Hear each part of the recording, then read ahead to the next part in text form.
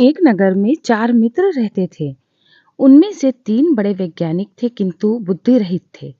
चौथा वैज्ञानिक नहीं था किंतु बुद्धिमान था। चारों ने सोचा कि विद्या का लाभ तभी हो सकता है यदि वे विदेशों में जाकर धन संग्रह करें। इसी विचार से वो विदेश यात्रा को चल पड़े। कुछ दूर जाकर उनमें से सबसे बड़े ने कहा, हम चारों विद्वानों में से एक विद्या शून्य है, एक केवल बुद्धिमान है। धनोपार्जन के लिए और धनिकों की प्रसन्नता प्राप्त करने के लिए विद्या आवश्यक है। विद्या के चमत्कार से ही हम उन्हें प्रभावित कर सकते हैं। अतः हम अपने धन का कोई भी भाग इस विद्याहीन को नहीं देंगे, वो चाहे तो घर वापस चला जाए। दूसरे ने इस बात का समर्थन किया, किंतु तीसरे ने कहा, यह बात उचित नहीं है। बचपन से ही हम एक दूसरे के सुख दुख के सहभागी रहे हैं।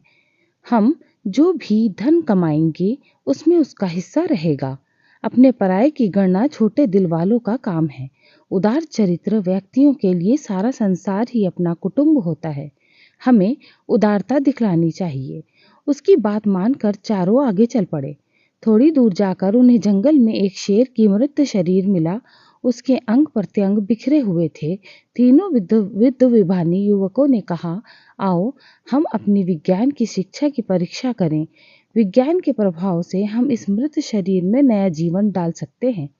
ये कहकर तीनों उसकी हड्डियां बटोरने और बिखेरते हुए अंगों को मिलाने में लग गए।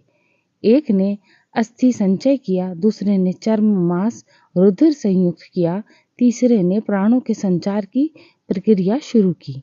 इतने में विज्ञान शिक्षा से रहित किंतु बुद्धिमान मित्र ने उन्हें सावधान करते हुए कहा, जरा ठहरो। तुम लोग अपनी विद्या के प्रभाव से शेर को जीवित कर रहे हो। वो जीवित होते ही तुम्हें मारकर खा जाएगा। वैज्ञानिक मित्रों ने उसकी बातों को अनसुना कर दिया। तब वो बुद्धिमान बोला, यदि तुम्हें अपनी विद्या का चमत्कार दिखलाना ही है तो दिखलाओ, लेकिन एक क्षण ठहर जाओ, मैं वृक्ष पर चढ़ जाऊं। ये कहकर वो वृक्ष पर चढ़ गया। इतने में तीनों वैज्ञानिकों ने शेर को जीवित कर दिया। जीवित होते ही शेर ने तीनों पर हमला कर दिया। तीनों मारे गए। अतः शास्त्रों में कुशल होना ही पर्याप्त नहीं, लोक व्यवहार को समझने और लोकाचार के अनुकूल काम करने की बुद्धि भी होनी चाहिए। अन्यथा लोकाचार हीन विद्वान ही मूर्ख पंडितों की तरह उपहास के पात्र बनते हैं।